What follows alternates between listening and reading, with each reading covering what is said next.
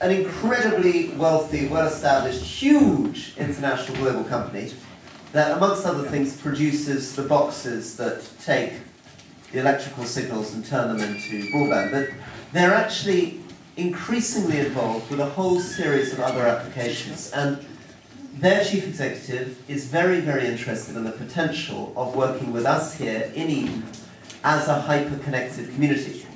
There is, I think, and I don't want to over-flatter you, but I cannot think of anywhere else in the country where this number of community broadband activists would gather in a hall on a Saturday afternoon. We need to use this energy, and one of the things that Cisco has very kindly offered to do is to look at working with us from a pro bono charitable point of view on thinking about how we can use that energy and how we can use these networks to really bring benefit to this area. So, over to Cisco. Thank you, Rory. I'll sit down if that's okay. I'm more looking to be relaxed today, actually, Saturday. I've been really looking forward to coming to share some ideas with you.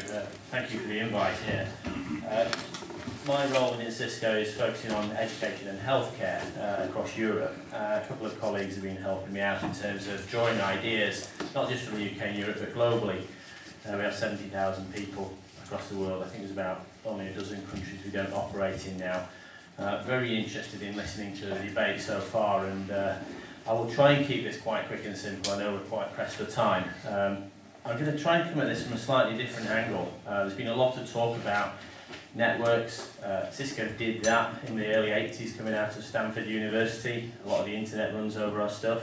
Into the 90s, we started taking technology into businesses and universities and organisations. In the last 10 years, we've been focusing on what we might call the human network, and I'm going to really look at that a lot more. What do you do with this network and this broadband stuff when you've got it, when you eventually get that fibre network? So, just a little bit of a debate, really. You've kind of got a bit of an issue, I think, with society and technology, in the sense that the things at the top there, they're pretty cool things. They're delivering benefits to society. It's pretty obvious that we get good things out of technology. We've also got to have a bit of a guarding point here. It's often really too complicated. I work in the technology industry and I have since I was 18 years old, and God, I find technology dull sometimes. I really do. I want it to work. I want to press a single button like this slide change here. I don't want complexity. And also, the societal thinking we're seeing from the coalition at the moment and the government is pretty inspired stuff. It's quite brave in the sense it's taking us back through millennia. The industry I work in is, it's really young, 25 years old. Most would argue that the mass market probably being quite a bit less than 25 years. You can debate that point. And there are some disruptive aspects because we know that kids and people are going into the gaming environments and bad parts of the World Wide Web. A separation of life values into technology, it breaks human beings apart. We've got to look at harmonising that again and making sure that we actually make sure technology is meeting our needs as human beings in the direction we really want to take as humanity. So, coming at this is a source from the internet that I found, and I found it pretty inspirational. It was used in some material that went to our chief executive about 3 years ago. And I think you find that quite striking from somebody coming from a technology background, particularly the last statement, that the web is really about rethinking how humanity speaks. I would say I'd add action to that as well, and you're going to have spades of opportunity here to drive that action, which is, I think, what makes it exciting. In terms of the human aspect, a lot of you must have iPhones, Blackberries, your PCs. You must use a lot of the things on the web. Where it gets interesting is when you start looking at why you use it and for what purposes. There's a lot of small, medium businesses at the lower end of small, I think, within this region. How do you take your market services out there quickly, effectively? What's the brand, if you like, for Cumbria in the Eden Valley? A lot of the applications out there are used, and individuals choose to use them in a certain way. I have some favourites on here. This one here, Catster. The 6-year-olds sharing ideas about their pets on that site. and I don't use it myself, and I don't even know whether it's a dogster. Yeah, I particularly like camera, of course, and I hope to sample some Cumbrian real ales this evening. But this gives you an idea that we're trying to think as applied designers from the technology industry into society. In terms of examples, I'm just going to give you a quick whistle-stop tour. We can get into more detail another time of things that Cisco are seeing happening across the world. Dialogue Cafe is a social enterprise delivering high-density media services, so very high quality. You know, the point where you can really see somebody's eyes if you make movements. This is high-quality 1080 HD if you're into what HD TV is. And this is delivered via our national education networks globally. The first application has come from the UK at last. One of these Dialogue Cafes actually from Salford University, with an opportunity to take services out from the university into the northwest on a franchise type model. So that might be interesting.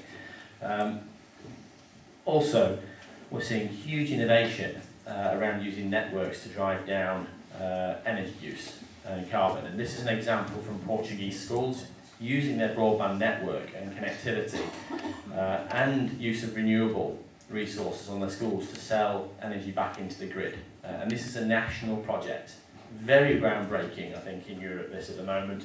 Ties into other social enterprises like Solar for Schools, who are putting in on a no capital investment model solar panels onto schools. So, yeah, hugely exciting area.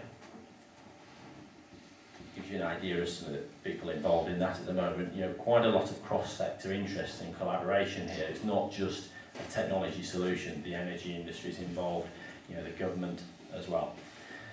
So keeping the pace up, this is a project in Kenya, linking remote Kenyan villages and actually helping them to brand and take their goods to markets into the towns in Kenya and into other countries. It also mirrors a similar project we were involved in Nepal, in the northwestern valleys, where we're extremely isolated people and they had no way of developing a cooperative electronic markets model. So they were really inefficiently travelling to and from places like Kathmandu. And we've got the same issues here in Kenya. And it allows them to actually pre-assess what the demand is in Kathmandu and then meet at the base of the valleys, gather with their products, work out what their kind of stock holding is, and then gather and travel together efficiently and make sure they're selling a higher percentage of goods when they eventually get there.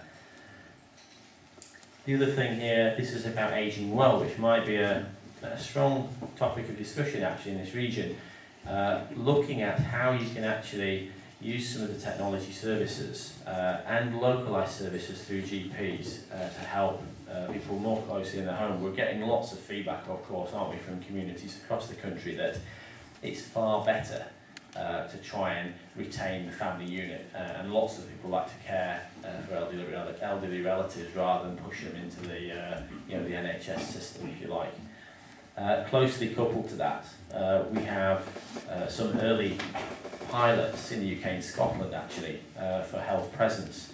And a lot of this innovation came out of India initially with Cisco, because the Indian government came to us and said, we're really worried about the health and well-being of our rural populations. We're really worried about urban collapse.